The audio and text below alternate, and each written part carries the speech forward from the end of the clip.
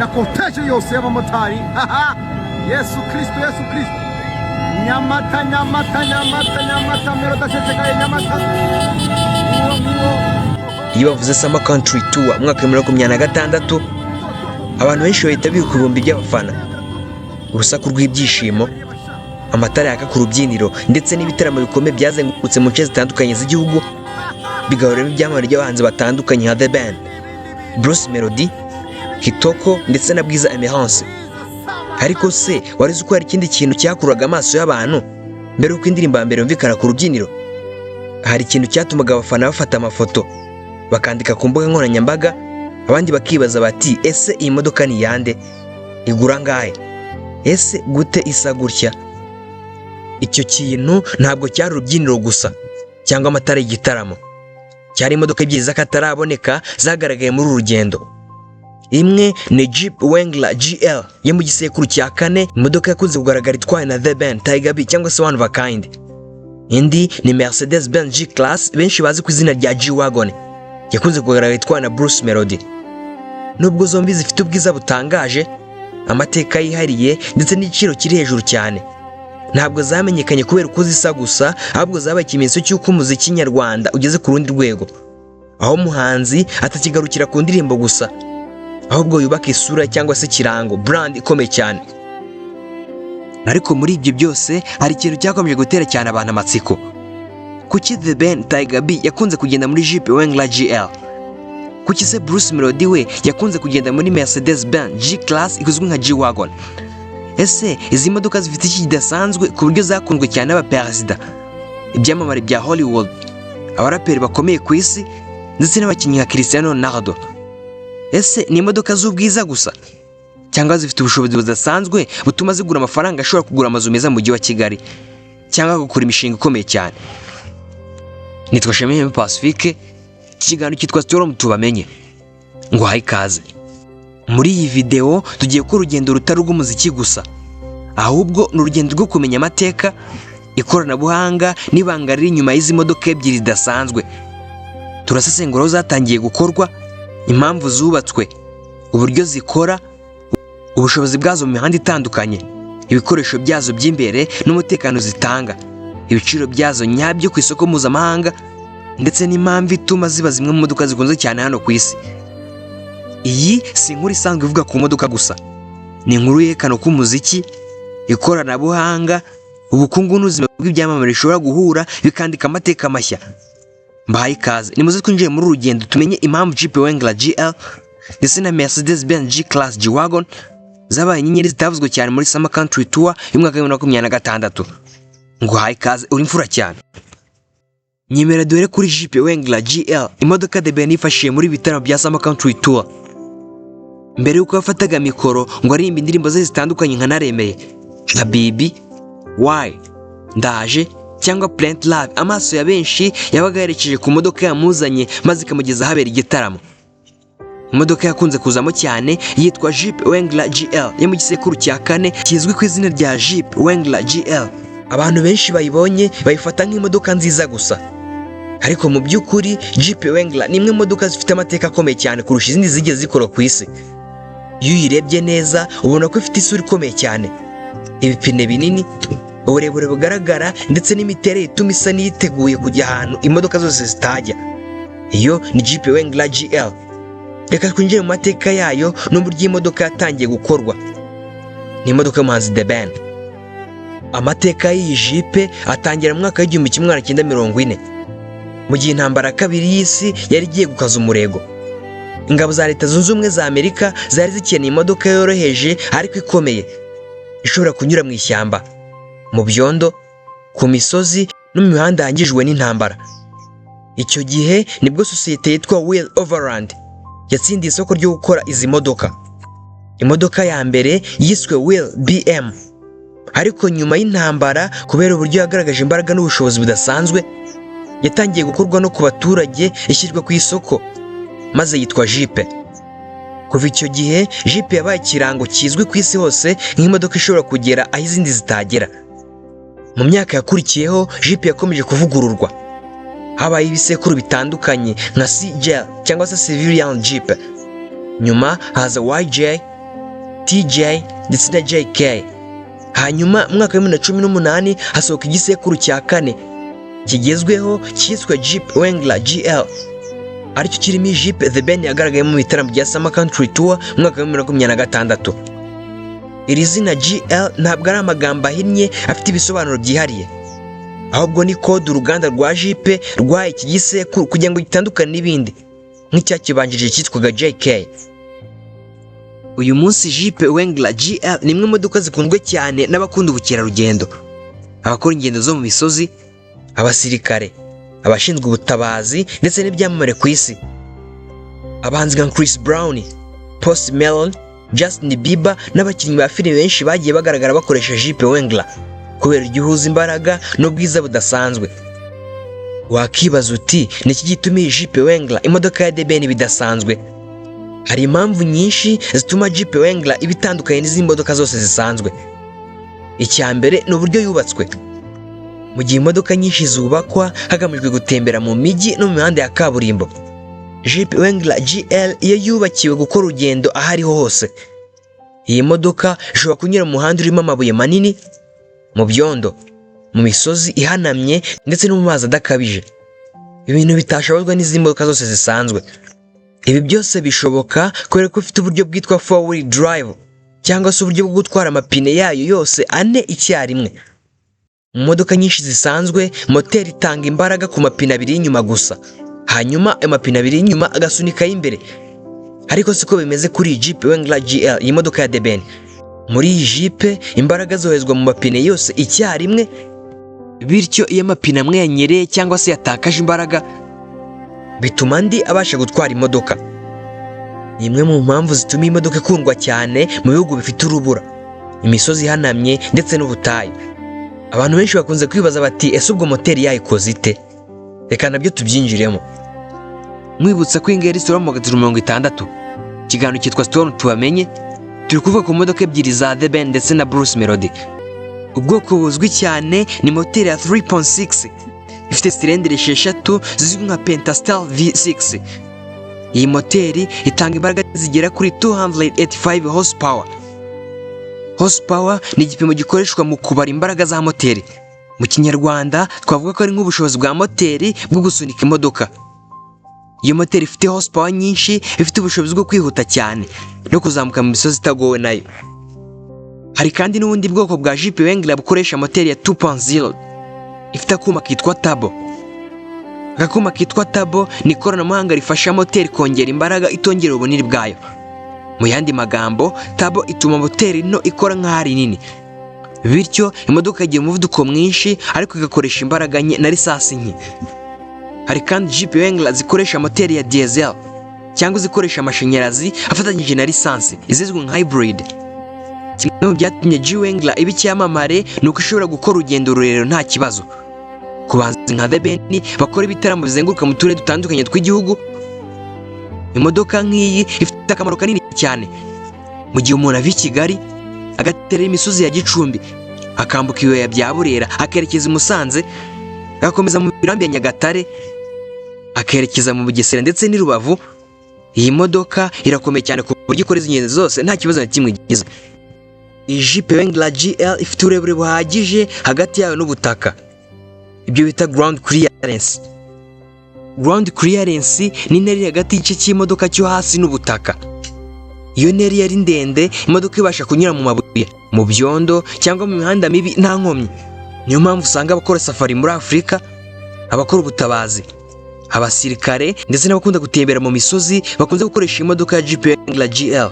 Kimwe mu bibazo bikunze kwibazwa cyane n'abantu ni amafaranga umuntu akeneye kugira ngo yihahire imodoka yitwa Jeep Wrangler GL nshya. Imodoka The Ben yagaragaye muri Summer Country Tour y'umwaka wa 2026. Nk'uko bitangazwa n'uruganda rwa Jeep ubwarwo, Jeep Wrangler 2025 igiciro cyayo gitangira ku 36,695 by'amadolari y'Amerika ndetse n'50 by'amadolari y'Amerika ku bwoko bwa siporo, mu gihe amoko yo hejuru nka Rubicon cyangwa se Rubicon X yo ashobora kugera ku 50 by'amadolari y'Amerika mbere yo kongeraho ama option cyangwa se amahitamo. Urubuga rwa Edmond.com n'urubuga dukunda kwifasha cyane mu byegeranyo byacu rugaragaza ko iyi modoka ya Jeep Wrangler GL ihagaze amafaranga ari hagati y'ibihumbi 36 n'ibihumbi 68 by'amadolari y'Amerika. mu mafaranga y'u Rwanda ni amafaranga ari hagati ya miliyoni 50 na miliyoni 100 z'amafaranga y'u Rwanda. Yitwa Jeep Wrangler GL. None se kuki Jeep Wrangler GL ihuye neza na Summer Country Tour? Nubwo tutavuga ko The Ben ari nyiri modoka, kiretse byitangarije ku mugaragaro kuba yaragaragaye ikoresha muri Summer Country Tour y'uyu mwaka bifite icyo bisobanuye. Summer Country Tour yari urugendo ruzenguruka igihugu rugera mu turere dutandukanye. Urugendo nk'urwo rusaba imodoka yizewe, ifite umutekano, ishobora kunyura mu mihanda yose kandi igatanga ihumure ku bayirimo. Iyi Jeep Wrangler ni imwe mu modoka zujuje ibyo byose. Ngaye nguko iyi modoka yitwa Jeep Wrangler GL ni ya The Ben. Ngaho nyemera twigire ku yingi ya Bruce Melody. Bruce Melody na cortege yose y'abamotari. Yesu Kristo, Yesu Kristo. Nyamata Melody acecekaye Nyamata.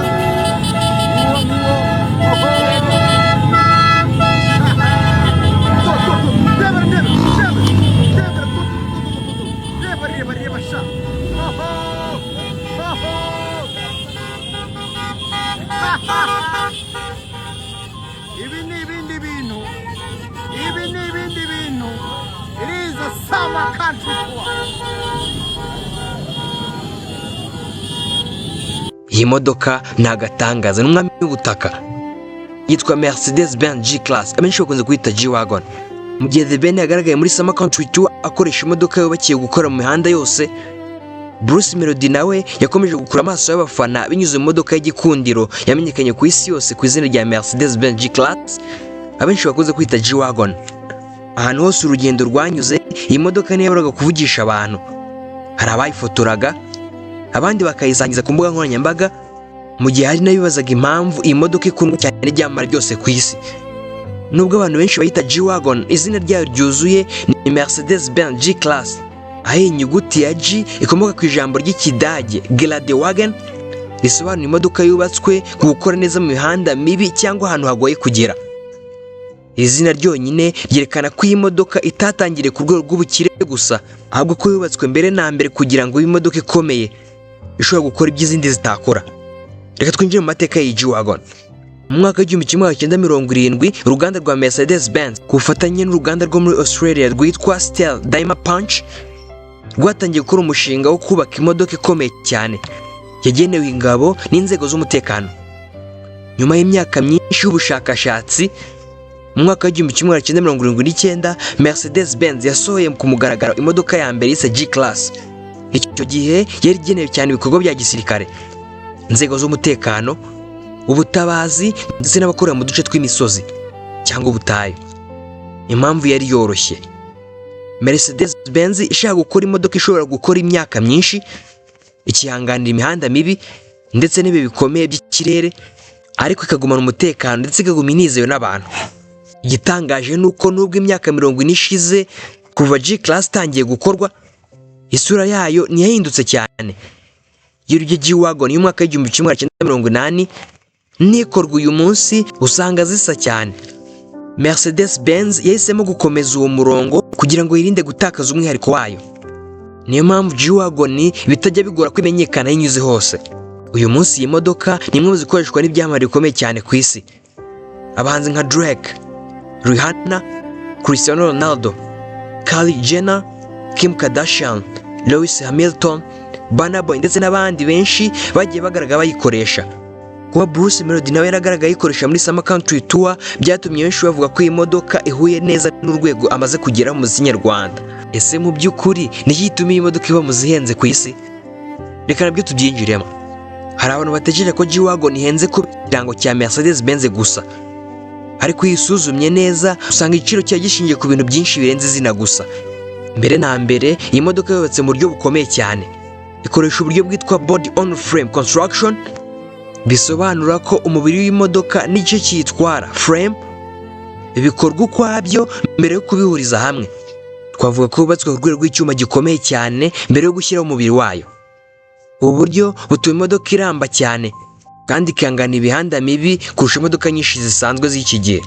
Rwo muri Grace muri Australia, aho igice kinini cyayo giteranwa n'abakozi bafite ubuhanga, aho gukorwa n'imashini gusa cyangwa amahobo. Bituma igenzurwa neza mbere yo gusohoka ngo ujye ku isoko.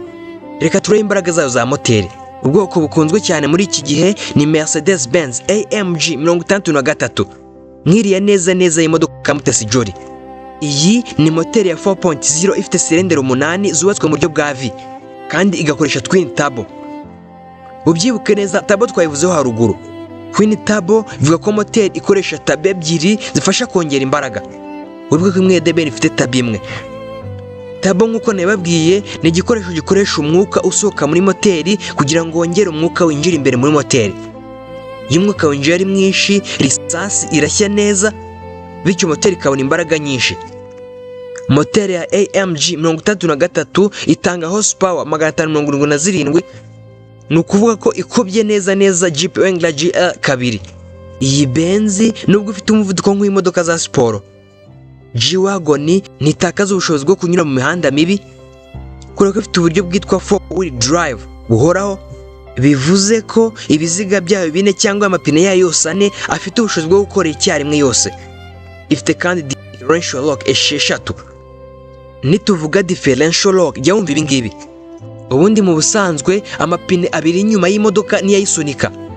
Bishatse kuvuga ayo korana na moteri gusa, hanyuma amapine 2 agasunika imbere. Bitandukanye n'izi modoka. Uburyo bwa differential lock butuma amapine yose uko ari 4 akorana na moteri, bityo n'imodoka yabanyere amapine y'inyuma ayimbere akabasha kuba yayikurura akayitwara. N'izi modoka zitandukaniye n'izindi. Reka twinjire imbere muri iyi G-Wagon ifite icyumba kimeze nk'icya hoteli y'inyenyeri 5. Iyo ufungura urugi rw'iyi G-Wagon uhita ubona ko Mercedes Benz ishaka gukora imodoka itanga ubuzima bwiza kurusha uko umuntu yabitekereza. Intebe zayo ziba zikozwe mu ruhu rwiza cyane, zifitemo ubushobozi bwo gushyushya cyangwa gukonjesha bitewe n'ikirere. Hari n'uburyo bwo gukora massage mu gihe umuntu ari mu rugendo rurerure. Ni igitangaza. Imbere harimo screen 2 za rutura za santimetero 31. Imwe ikoreshwa n'umushoferi mu kureba umuvuduko n'andi makuru y'imodoka, indi ikoreshwa mu kugenzura umuziki, amakarita y'inzira, navigation cyangwa se telefone n'ibindi. Hari kandi uburyo bwitwa ambient lighting, aho amatara yayo y'imbere ashobora guhinduranya amabara arenga 60 bitewe n'icyo umuntu ashaka.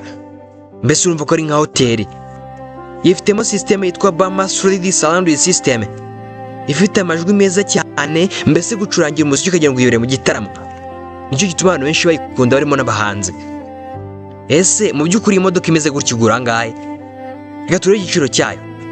Mercedes Benz nitangaza ibiciro byayo ku rubuga rwayo rwemewe.